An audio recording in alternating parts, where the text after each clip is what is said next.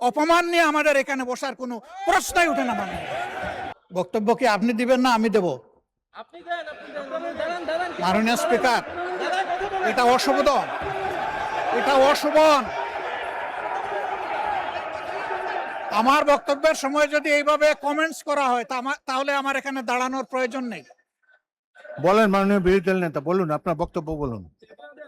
আপনি মাননীয় স্পিকার, আমি সম্মানিত সংসদ সদস্য এবং স্বরাষ্ট্রমন্ত্রীর প্রতি সম্মান রেখে বলতে চাই, আজকে নতুন করে তিনি এই শব্দগুলো উচ্চারণ করেন নাই। সংসদ অধিবেশন যেদিন থেকে বসা শুরু হয়েছে সেদিন থেকেই তিনি তুচ্ছ তাচ্ছিল্য করে সবাইকে বক্তব্য।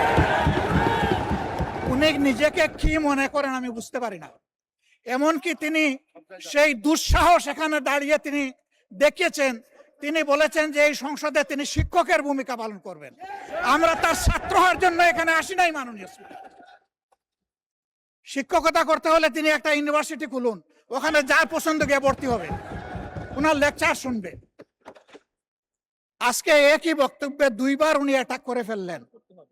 আমার সঙ্গীরা তো মনে করে, আমি নিজেও মনে করি যে এইটা কালচারাল না, এইটা পার্লামেন্টারিয়ান ফেসিজম। এটা হওয়া উচিত না।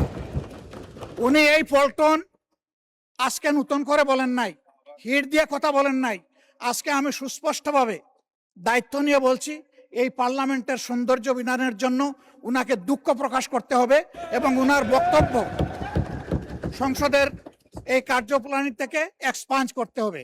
যদি এইটুকু করে আমরা বসবো, না হইলে এখানে বসা অপমান নিয়ে আমাদের এখানে বসার কোনো প্রশ্নই ওঠে না।